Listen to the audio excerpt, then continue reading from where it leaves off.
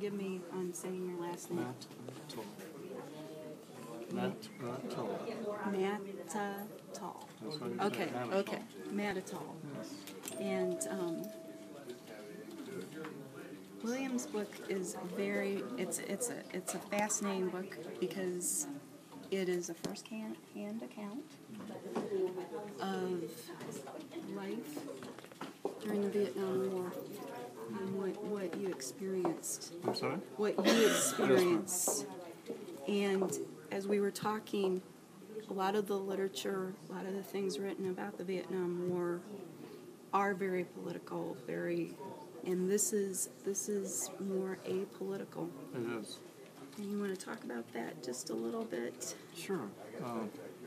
When I originally started writing the book, like I said before, it took me a long time to heal from the war. And I thought that my children needed to know the things that their father did. That's how the book started. Well, I started writing the book, and I had a good friend who had written a book, and he told me, he says, if you want to write a good book, write it as if it were a screenplay. Oh. So I started writing over again, and in doing that, I used the dialogue of the characters in the book. Okay. Well, all of a sudden, the book took on a life of its own. Wow. And moved forward on its own, and that's how it turned into a book. And I thought a lot about the things here, and we live in a day now where all the soldiers are professional soldiers. They're all volunteer soldiers. I come from a day when we were drafted. Yeah. And basically what happened is they took us kicking and screaming in many cases.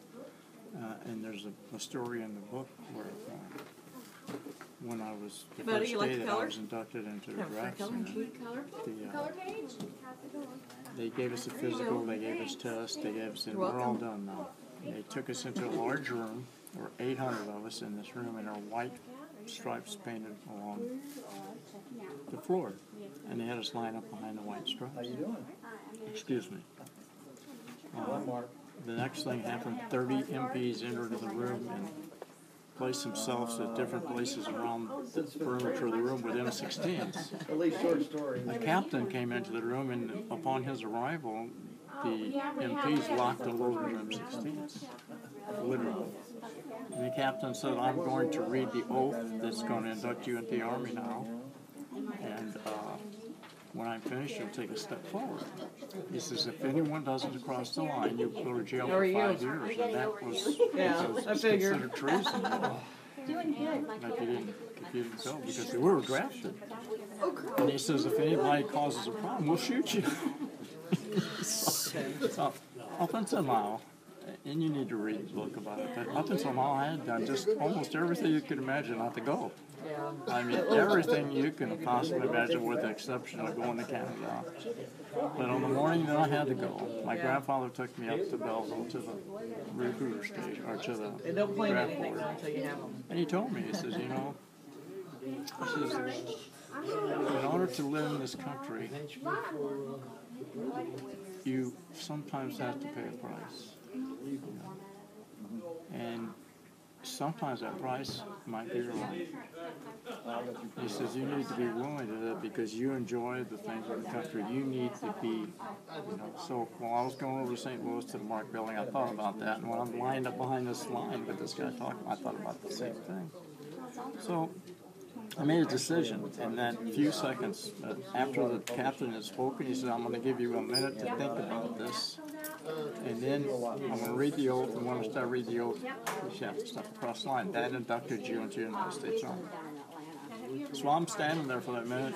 It's going in my mind, all the things I've done to not go. Exactly. So I said, well, you got to go. So I made a decision at that moment that I would do the very best I could. And that made all the difference in the world as far as I'm concerned. Wow. opportunities opened up, not to tell you too much about it, that I had in Vietnam. The way I got to Vietnam was because of the attitude I had. And what happened to me while I was in Vietnam is because of that attitude. I was actually taken to Vietnam by the sergeant major, who was a brigade sergeant major in my training, my AIT training. And I didn't know that for 3 or 4 months, and one day he called me in his office, and then I found out. Wow. How long were you over there? How long was I there? 13 months, 14 days. I have credit for 2 tours of Vietnam because one tour is 12 months, but I decided to extend for 6 weeks, and that gave me 151 days when I came home, and that let me out of active service a few months earlier. So because I spent that extra 6 weeks, I have 2 tours. Kind of changed the formatting. Wow. It was 6 months just to in my mind, it was a wonderful journey. It was a wonderful experience. Things happened, but things happened that made me grow up. You know, I lost very close friends at one point in time. I lost them all in one day, one time, and they were coming explicitly to see me. And, yeah, you can, I believe. it's just that's the worst part of the whole book. It's not that, you know. It was on the 12th of May. Lieutenant Colonel and I were very close friends, and he got shot down along with a 2-star general who knew my grandfather, and another 1-star general. I didn't know him, but I knew everybody else on that helicopter except him. And he's the guy that took the place of the colonel that I used to drive the Jeep. Oh my gosh. Wow. Yeah, I think you can ask for. So if you read the book, you'll find that like so many funny page, parts so many cents of word, or Wow. yeah, and self-publishing. I mean, it's all. But I think, I know my uncle was a Marine over there. And my See, dad after was after my next one, I think I might switch. They don't talk. So you're doing exactly the same They don't way. talk. My uncle particularly. I bought a 2 for And the $1. guys that don't talk about it are the guys who saw the worst It was the. things. It might have been the same. I mean, how do you talk about your best friend getting blown to pieces? How do you talk about those things? How do you talk? No, the first and one that you told me Marines, you signed up with? Someone had it. I was an engineer, so I didn't go looking for the enemy. They came found me once in a while. Yeah. But, you know, my job, I wasn't a grunt. My job wasn't to be on patrol every day. My job was we built roads, we built bridges, we did all those kind of built buildings, you know, and that's what we did because I was a combat engineer. You know. So our job was a little different than the infantry. Yeah.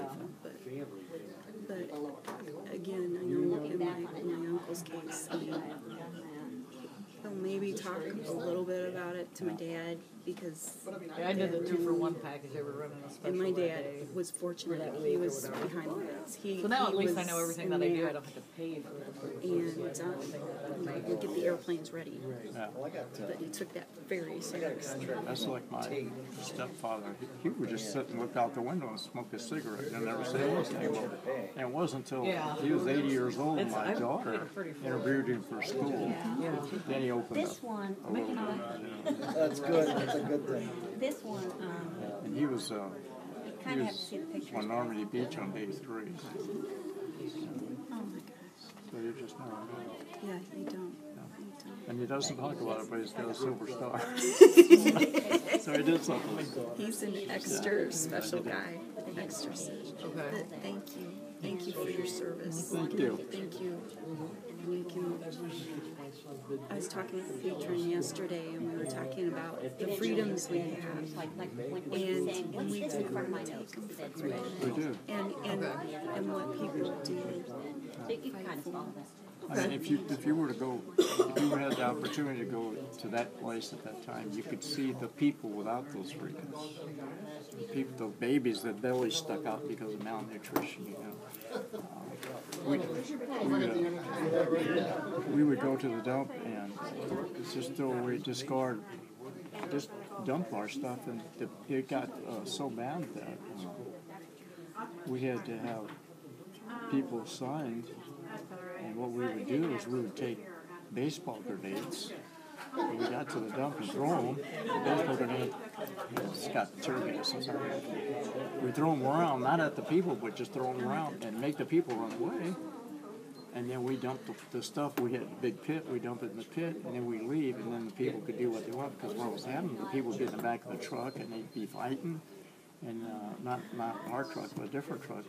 The fella fell between the wheels and got smashed. You know, so they would fight over a scrap of 2x4, a piece of cardboard. I mean, it was just unreal.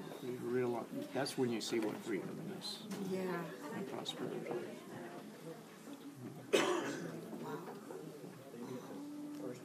Amazing. Amazing. Thank you for doing this. Thank you. Thank you.